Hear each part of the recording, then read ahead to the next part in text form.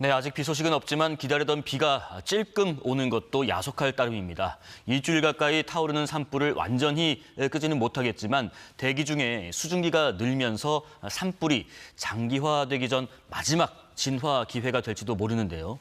국립산림과학원 이병두 산림재난환경연구부장과 지금 상황에서 어떤 방법이 있을지 좀 짚어보겠습니다. 어서 오십시오. 네, 안녕하십니까. 예, 일단 경북 산불 지역이 3만 6천 헥타르에 가깝다라고 하던데 이게 어느 정도 수준이냐면 서울 면적의 절반 이상을 태운 수준이라고 하더라고요. 역대 최대 피해였던 지난 2000년 동해안 산불 피해 면적을 훌쩍 넘어섰다고 하고요. 이렇게까지 피해가 커진 원인, 건조한 상황에 태풍급 강풍까지 불었다고 하지만 그 외에 또 어떤 요인이 있었을까요? 네, 아무래도 지금 산불이 저희가 겪어보지 못한, 그러니까 저희가 지금까지 겪어보지 못한 역대급 수준으로 지금 발생을 하고 있는데요. 아무래도 이제 가장 큰 원인은 앵커님께서 지적했듯이 평년보다 10도 이상 높았습니다. 그러니까 여름철 날씨가 된 거죠. 그러니까 봄철에 건조한 상태에서 여름철에 고온이 한꺼번에 오다 보니까 이 계절이 이제 상관이 없이 이렇게 돼버렸죠. 그러면서 낙엽들과 나무들이 바싹 마른 상태가 됐습니다. 그래서 빨리 붙기도 하고 붙은 산불이 빨리 확산될 수 있는 그러한 조건들이 갖춰져 있었습니다.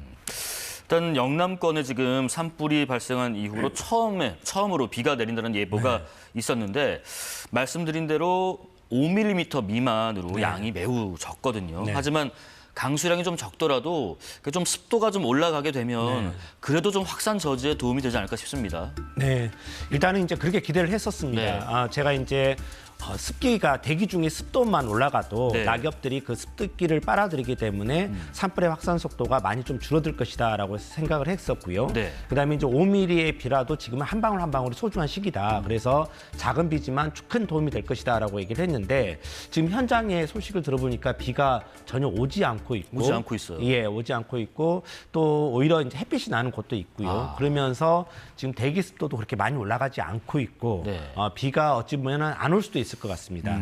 이제 이러한 경우에는 산불이 좀 장기화될 가능성도 있어서 정말 조금 좀 암울한 좀 상황인 것 같습니다. 예, 지금 오늘 비로 진화율이 크게 높아지지 않는다면 산불이 더 장기화될 우려가 있는 거죠? 네네, 충분히 좀 가능합니다. 그래서 오늘 그래도 지금 보시면은 어제하고는 다르게 그 영상들이 보면은 큰 불길들, 그러니까 화염이 막 치솟는 모습 있잖아요. 그런 모습들은 지금 보이고 있지는 않거든요. 아무래도 이제 습기하고 대기 중에 습기가 조금 작용을 하는 것 같은데 오늘 좀 많이 잡아야 될 것 같습니다. 그러니까 내일은 또 다시 햇빛이 뜨고 또 강한 바람이 불어온다고 했기 때문에 오늘 좀 최대한 많이 잡고 화염이 약해진 틈새에 지상에서도 많은 진화를 좀 해야 될 것 같습니다. 예, 지금 기상청 예보를 보니까요.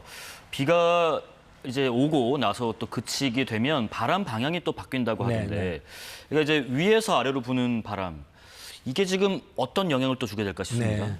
그 산불에서는 바람의 방향이 바뀌는 게 굉장히 좀 무섭습니다. 왜 그러냐면은 불머리, 그러니까 불머리가 가장 산불 확소가 속도도 빠르고 뜨겁거든요.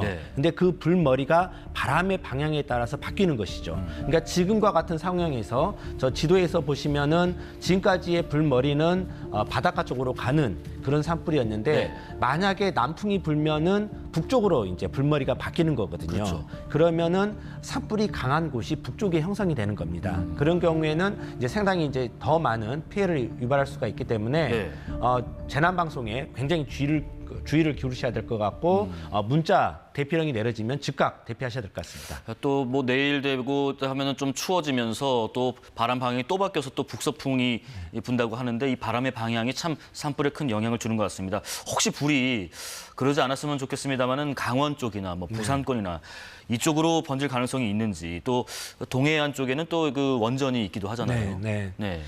이제 만약에 남풍이 불면 이제 북상을 하기 때문에 어느 정도 가능성은 있습니다. 하지만 이제 그 도경계까지는 또 많은 거리가 남아 있고요. 그래서 하지만 지금부터라도 그게 가능하다. 왜 그러냐면은 지금 산불 같은 경우는 모두의 예측 가능성을 다 뛰어넘고 있거든요. 역대급 산불이고 예측 불가능한 산불 형태로 지금 번지고 있습니다. 그렇기 네. 때문에 그러한 가능성도 충분히 염두에 두고 지금부터라도 준비를 해야 될 것 같습니다. 그러니까 지금 이제 우리가 생각했던 걸 뛰어넘는다는 말씀이 아마 그런 것 같아요. 산과 산 사이에 도로가 있어도 그걸 뛰어넘어서 네. 화선이 퍼지기도 네. 하고요. 속도도 말씀드린 것처럼 뛰어가는 것보다 네. 더 빠른 속도로 이제 가고 있는 그런 것들을 우리가 겪어보지 못한 부분이고요. 지금 시청자분들이 가장 궁금해하시는 점일 텐데요. 그러면 지금 당장 산불 대피를 해야 한다. 저희도 중간중간에 계속해서 속보자막 넣어드리고 있는데 그러면 일단 뭐 어떻게 해야 될까? 뭘 챙겨서 나가야 될까? 뭐 그런 것들이 있습니다. 네, 제가 말씀드리고 싶은 것은 방금 앵커님께서 지적했듯이 불이 날아다니고 있습니다. 네. 날아다닌다는 것은 너무 빠르다는 거죠. 그리고 저희가 겪어보지 못했던 속도이고 지금까지 최고로 빨랐던 산불이 시간당 4.4km였는데 네. 지금은 8.2km입니다. 거기에 지금 2배 정도로 빠른 속도거든요. 이런 속도는 제가 이제 전공이 산불 확산인데 예. 저도 경험해보지 못한 속도입니다. 그래서 대피와 관련해서는 지금 뭘 챙기고 이럴 시간이 없습니다. 네. 그러니까 대피령이 내려지면 무조건 나오셔야 됩니다. 물건을 챙기면 늦습니다. 그리고 지금 대피령이 내리지 않더라도 네네. 열기가 느껴진다거나 연기가 느껴진다거나 이랬을 때에는 곧바로 나오셔야 됩니다. 그러니까 문자가 와야 하겠다 이런 것들은 지금 안 되고요. 네. 선제적으로 나와야 됩니다. 그러면 어디로 갈 것이냐? 문자가 안 온다. 내가 그렇죠. 대피해야 될 장소를 모르겠다. 이렇게 하실 수도 있는데요. 네네. 일단은 산에서 멀리 떨어지면 됩니다. 산에서 일단 멀리 떨어지시라. 네. 네. 산에서 멀리 떨어지셔서 거기서 차분하게 이제 인터넷도 검색을 해보고 아니면 전화도 해보고 해서 대피소를 찾는 게 좋습니다. 그러니까 일단은 나오셔서 어디 대피소를 몰라더라도 산에서 멀리 떨어져서 안전한 곳, 논밭이나 하천 이런 곳에서 그 다음 행동을 모색해 보는 것도 좋을 듯합니다. 그러니까 이제 간단합니다. 뭘 챙기고 뭘 할 생각을 하지 마시고 일단 나오십시오. 네. 나오시고 문자로 저 속보가 계속 어디로 대피하라고 가긴 갑니다만 그것까지 모르겠다. 상황이 파악이 안 된다. 일단 산에서부터 멀리 떨어지십시오. 네. 이런 말씀이신 것 네, 같아요. 맞습니다. 자, 이번에 그 대피 도중에 또 인명 피해가 나는 일도 있었거든요. 네. 참 대피할 때 네. 방금 말씀하신 거 이어서 대피할 때 이런 것도 좀 주의해야 된다. 이쪽으로 가면 안전할 것 같지만 그렇지 않다라든가 네. 그런 것들도 좀 설명 부탁드립니다. 네. 일단은 이제 차를 타고 양 옆에 불이 번진 상태에서 도로를 관통하는 것은 굉장히 위험합니다. 굉장히 위험해요. 왜 그러냐면 차가 빠르기 때문에 쑥 지나갈 것 같지만 이미 그 지역은 오랫동안 불에 타고 있기 때문에 온도가 충분히 높아진 상태입니다. 네. 그러니까 아스팔트가 도로가 달궈진 상태라는 거죠. 그런 상태에서 차가 지나가게 되면 타이어가 쉽게 불이 붙습니다. 그렇기 때문에 지금 이제 종종 안타까운 소식이 차 안에서 이렇게 안타까운 일들이 소식이 들리는데 저희가 이제 해외 사례를 조사를 해보면 대부분 그런 경우가 많았습니다. 그러니까 통과할 수 있을 거라고 생각을 했는데 통과가 안 되는 거죠. 중간에 불이 붙어버리는 거죠. 그렇기 때문에 지금은 바로 앞에 댁이 있다 하더라도 통과를 해서는 안 됩니다. 그게 이제 가장 지금 위험한 상황이고요. 그 다음에 이제 아까 말씀드렸듯이 굳이 어려운 불이 양옆에 있는데 그거를 넘어서 대피소로 가려고 하면 안 됩니다. 그러니까 아까 말씀드렸듯이 안전한 곳으로 일단 빠지고 나온 다음에 거기서 계획을 세우셔야 됩니다. 대피소로 가야지, 위험한 상황인데도 대피소로 가야지, 이거는 오히려 더 위험할 수 있습니다. 자, 그러니까 불과 불 사이에 도로가 있다. 내가 차를 타고 금방 가면 되겠지 하지만 그렇지가 않다는 말씀. 네. 이게 화선도 굉장히 지금 길고 이런 상황에서 주불만 잡히면 안심할 수 있는 상황인지 이런 것도 좀 궁금한 부분입니다. 산불 진화에 있어서 가장 어려운 중에 하나가 네. 잔불을 정리하는 겁니다.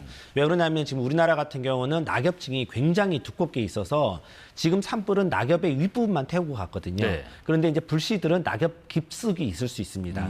이제 이런 불씨들이 다시 햇빛이 온도가 올라가고 그다음에 바람이 불면 다시 살아납니다. 재발화하는군요. 네, 재발화합니다. 그래서 이런 것들을 잔불의 재발화라고 하는데 이제 지역 주민들께서 아니 불이 다 지나갔는데 왜 못 가게 하느냐 이렇게 하는데 산림 당국에서는 그런 점들이 무서워서 그러니까 아직까지는 위험 요소가 있다. 네. 잔불이 언제든지 재발할 수가 있기 때문에 그 완전히 당국에서 이제는 댁에 돌아가셔도 됩니다. 아니면 자유롭게 움직여도 됩니다라고 말씀드리기 전까지는 위험 요소가 충분히 있다 이렇게 보셔도 됩니다. 그 말이 딱 맞네요. 꺼진 불도 다시 보자. 네, 맞습니다. 그러니까 밑에 이제 숨어 있다는 거죠. 네. 잔불 정리가 완벽히 된 상태여야지만이 재발할 가능성을 줄일 수 있고. 네. 아까 그 잠깐 언급하셨습니다마는 지금 이 주불 온도가 뭐 1000도를 넘는다는 얘기도 네. 있고 또 그러다 보니까 주변에 이런 아까 도로 같은 것들이 뭐 복사열이라고 하더라고요. 네. 이게 뭐 또 수백 도 정도 돼서 네. 말씀하신 것처럼 간접적인 피해도 네. 있을 수 있다. 네. 그런 얘기도 일리가 있는 얘기인가요? 네, 맞습니다. 충분히 일리가 있습니다. 그 산불의 중심부 화염부, 그러니까 산불이 아까 영상을 보시면 뭐 화염이 막 치솟는 모습도 여러 번 보셨지 않습니까? 그렇게 화염이 치솟는 경우에는 중심부의 온도가 1600도가 넘습니다. 네네. 그러면 거기로부터 나오는 열이죠, 열. 이제 흔히 말해서 복사열인데 복사열이 굉장히 뜨겁고 멀리 갈 수가 있거든요. 그러니까 도로 옆에서 그러한 그 화염들이 치솟고 있으면 이미 도로는 아주 뜨겁게 달궈진 상태거든요. 네네. 그래서 보통 이제 우리가 화염만 눈에 보이니까 도로가 달궈져 있다는 온도가 높아져 있다는 사실을 간과하기 쉬운데 절대 그래서는 안 됩니다. 그러니까 이제 어쨌든 복사열로 인해서 도로가 달궈질 대로 달궈진 상황이니까 그것이 타이어를 이렇게 손상시켜서 갇히게 되면 고립되게 되면 큰 인명 피해까지도 갈 수 있다라는 그런 말씀이신 것 같고 주불의 온도가 1600도까지 네. 올라가는군요. 자, 이번에 그 정부가 산불이 급격히 확산하는데도 이 선제적으로 좀 대피령을 내리지 않다가 뭐 임박해서 알린다든가 혹은 재난 문자에는 대피하십시오는 있지만 뭐 어디로 가라는 거야라는 것이 없다거나 이리로 가라고 했다가 저리로 가라고 또 바뀐다든가 이렇게 좀 대처가 미숙했던 거 아닌가. 그래서 네. 좀 더 화를 키운 거 아닌가 하는 지적도 있습니다. 근데 미흡하게 분명히 보이셨을 겁니다. 그런 부분이 왜 그러냐면 이번 불 같은 경우는 아까도 말씀드렸듯이 비화로 날아가 버렸거든요. 근데 이 날아가는 속도가 아까 말씀드렸듯이 우리가 예측할 수 없는, 그러니까 8.2km라는 지금까지 경험해보지 못한 속도였고, 또한 이 산불이 동시다발적으로 많이 났었고, 그 다음에 비화하기 때문에 한 개의 산불이 순식간에 여러 개의 산불이 돼버리는 거예요. 그러다 보니까 대피소가 갑자기 변경되는 경우도 아마 있었을 겁니다. 그리고 지금 이 지역 같은 경우는 돌풍이 많이 불고 있거든요. 산악 지역이다 보니까 계곡풍이 있다는 거죠. 계곡에서 주풍이 만나서 돌풍이 불다 보면은 막 바람 방향이 이렇게 가고 저렇게 가면서 산불 불씨가 계속 막 날아다니는 거죠. 네네. 이러다 보니까 이제 방향 대피소 설정하는데 아마 굉장히 어려움이 있었을 거고요. 그래서 다시 한번 말씀을 드리지만 대피소를 안내를 받았더라도 그 대피소 방향이 위험하면 가면 안 되십니다. 네네. 그러니까 지금 이제 불이 안 붙은 지역으로 당연히 대피를 하라고 알려주시겠지만 당국에서 그런데 보니까 소용돌이 치는 바람 때문에 이쪽도 불이 붙은 것 같은데 그러면 안 가시는 판단을 하시는 게 옳다. 네, 맞습니다. 이런 말씀이신 거예요. 네, 맞습니다.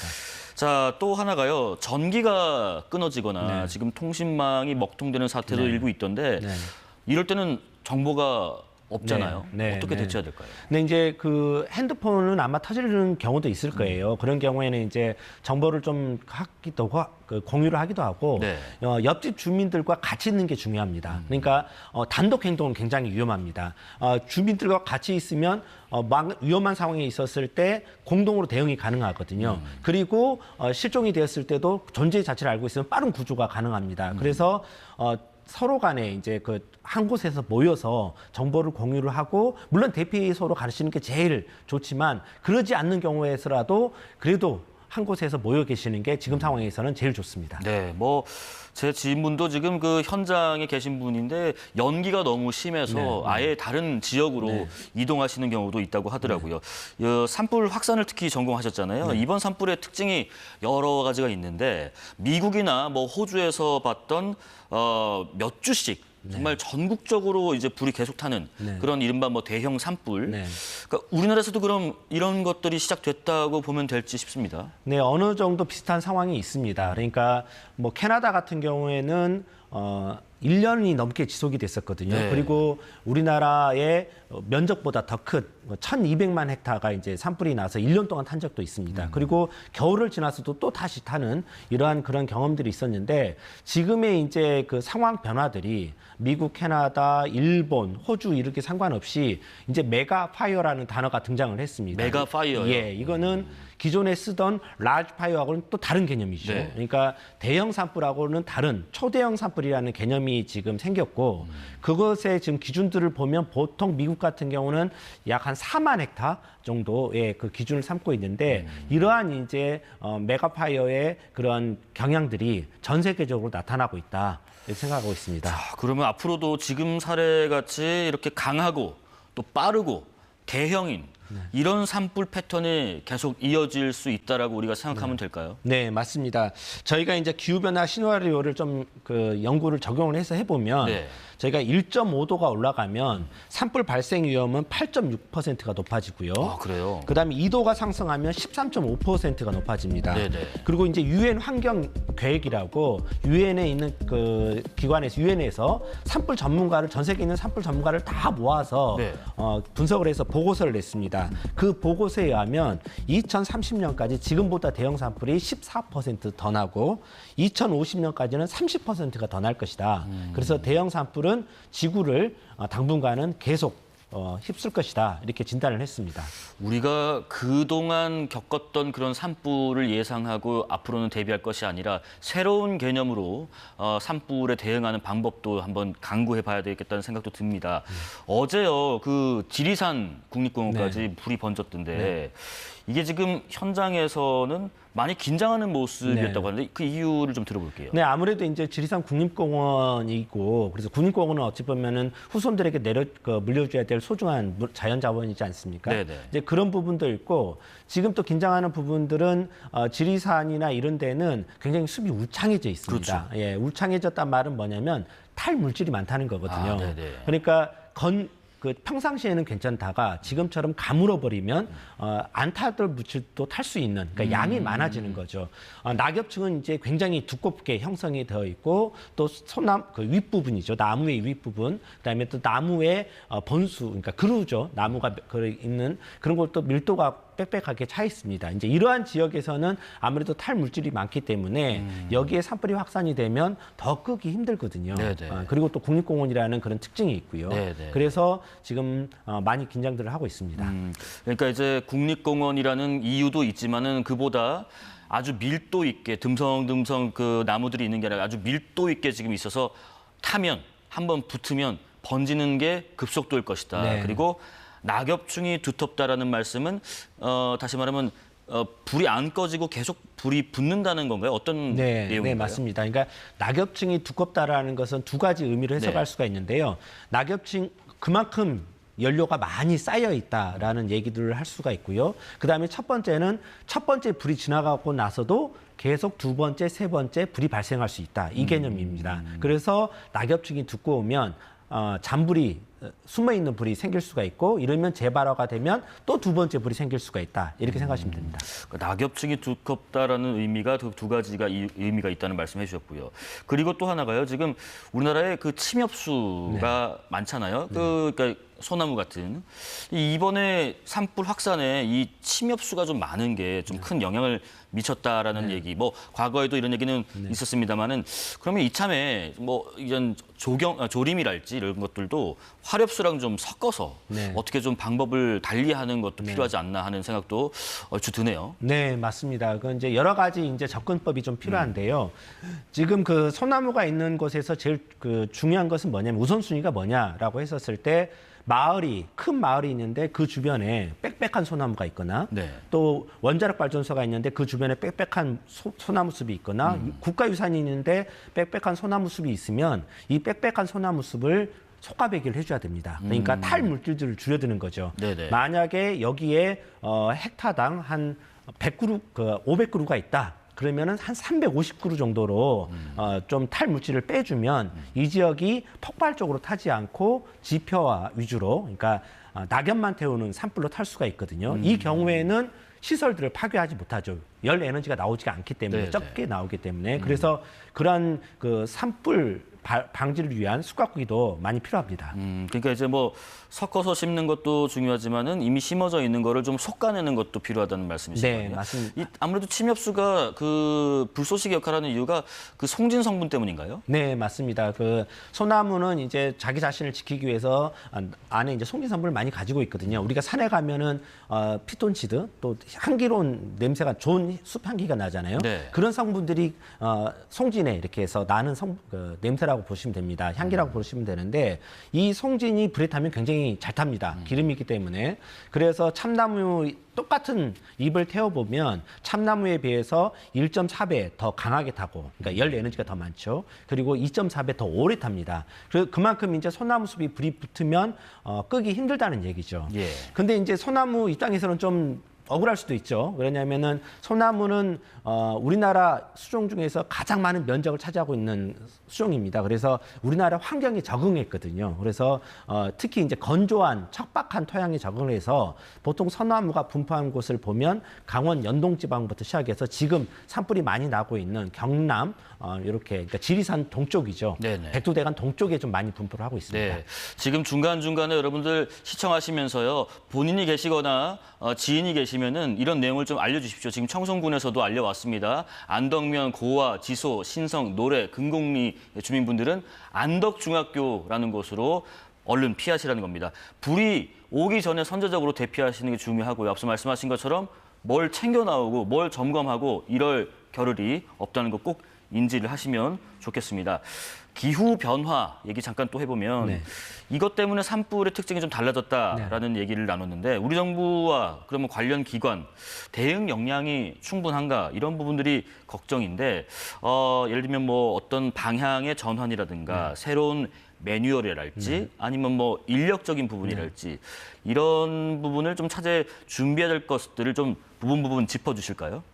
그 기후변화로 인한 산불의 특성은 두 가지로 나타납니다. 예. 첫 번째는 연중합니다. 그냥 1년 내내 그냥 발생하는 거죠. 예전에는 봄이면 딱 끝났거든요. 뭐 산불 위험 기간 뭐 이런 게 있었잖아요. 조심 기간이라는 게 있어서 봄이면 끝났는데 지금은 겨울에도 나고요. 여름에도 납니다. 그 며칠 전에 비 왔는데 근데 순식간에 말라버립니다. 그러면서 또 여름에도 불이 나는데 그래서 기후변화로 인한 산불의 특성은 연중화라는 하나의 특성과 두 번째는 대형화라는 특성이 있습니다. 네. 그러면 연중화되는 산불에 대해서는 어떻게 대응할 것이냐 여기에 대한 대책이 새로운 대책이 필요하죠. 그래서 지금 이제 봄철과 가을철로 나눠져 있는 그 조심 기간을 설정하는 걸 떠나서 이제는 상시 대응 체계, 그러니까 1년 내내 대응하는 그 체계도 지금 고려를 해야 된다고 생각을 합니다. 네네. 두 번째는 이제 그럼 대형화에 대해서는 어떻게 대응을 할 것이냐라는 거에 대해서는 가장 쉽게는 진화 자원을 많이 확충하는 거죠. 그렇겠죠. 네, 진화 자원들을 많이 확충하고 특히 강한 바람이 불거든요. 근데 지금 법에 의해서는 15m, 초속 15m가 되면 헬기가 뜨지 못합니다.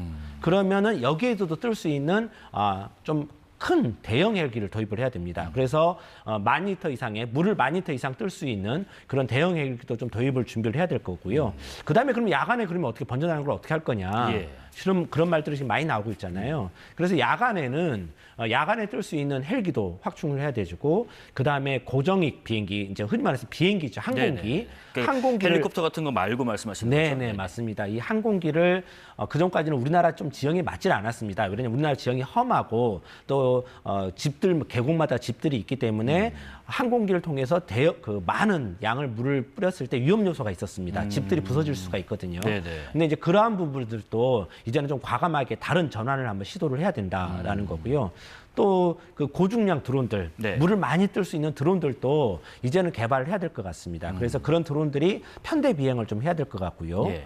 이러한 것들이 되고 그다음에 이제 진화대원들도 전문화, 정예화할 수 있도록 그런 시스템이 이제 교육도 더 많이 시키고 더 젊은 사람들을 더 뽑아서 훈련을 시켜야 될 거로 보고 있습니다. 그래서 이런 진화 자원 확충, 그다음에 산불 시스템의 연중 상시 시스템 이런 것들을 다 갖추는 것이 지금 다시 한번 고려를 해야 될 것 같습니다. 불은 1년 내내 언제든지 나도 이상하지 않다라는 인식, 그리고 한 번 나면 이렇게 대형 불로 이어진다라는 인식, 그렇기 때문에 거기에 파생되는 자원, 물자, 인력들을 좀 획기적으로 전환해야 된다는 말씀이신 네, 것 같아요. 맞습니다. 아까 그 편대 드론은 이제 군집 드론을 형식으로 해서 이렇게 한 번에 물을 쫙 네. 그럴 수 있고 참 안타까운 것들이 그런 게 있었습니다. 밤에는 사실상 우리가 진화 작업이 불가능하다 보니까 그냥 해가 뜰 때까지 기다려야 하고 그 사이에 아침에 또 가보면 인명피해가 나고 연기 때문에 헬기가 접근하기는 또 어렵고 이런 악순환이 반복되는 것들은 정말 획기적인 패러다임의 전환이 좀 필요하다는 말씀이신 것 같고요. 지금 산불 장기화가 되면 지금도 계속 일주일 가까이 오고 있지만은 불 끄는 사람도 지치고 지금 진화 헬기 전력도 좀 한계가 오지 않을까 걱정되는데 어떠신가요? 네, 맞습니다. 그게 좀 걱정이 됩니다. 아마 모든 분들이 지치실 거예요. 정말 제일 먼저 또 지치시는 분들은 삶의 터전을 잃고 대피 서울에서 생활하시는 분들이 아마 가장 먼저 지치실 겁니다.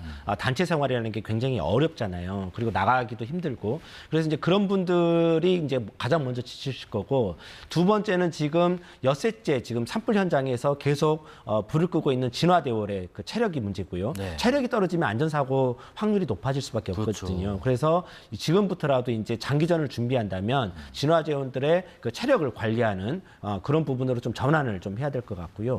또 문제는 또 조종사들입니다. 조종사들이 일몰과 동시에 조종관을 잡은 다음에 일출에서나 내려올 수가 있거든요. 그러면 우리 일반적으로 이제 말을 해서 내가 자동차를 운전하는 거에 3배의 피로도가 헬기는 필요하거든요. 그렇기 때문에 이 조종사분들의 체력이 중요하고 제가 판단했을 때는 조종사 수도 이제는 좀 이렇게 확충, 교대할 수 있는 그런 확충이 좀 필요하다고 봅니다. 우리가 그 왜 가끔씩 나오는 사고 소식 들어보면 노후화된 소방 헬기에 대한 지적도 좀 있잖아요. 그런 것들이 기능 고장을 일으키면서 사고로 이어지기도 하고 그런 부분들은 좀 어떻게 보완해야 될까요? 네, 그런 부분들도 이제 시스템적인 점검이 이루어져야 되는데 이제 임차 헬기 이 부분에 대해서도 아마 조금 더 한번 시스템적인 점검이 이루어지고 있는지 한번 확인을 해봐야 될 것 같습니다. 이런 부분들은 기업에서 이제 임차를 하는 부분들이기 때문에 그런 부분에 대해서 한번 다시 재점검할 시점이 좀 필요할 것 같고요.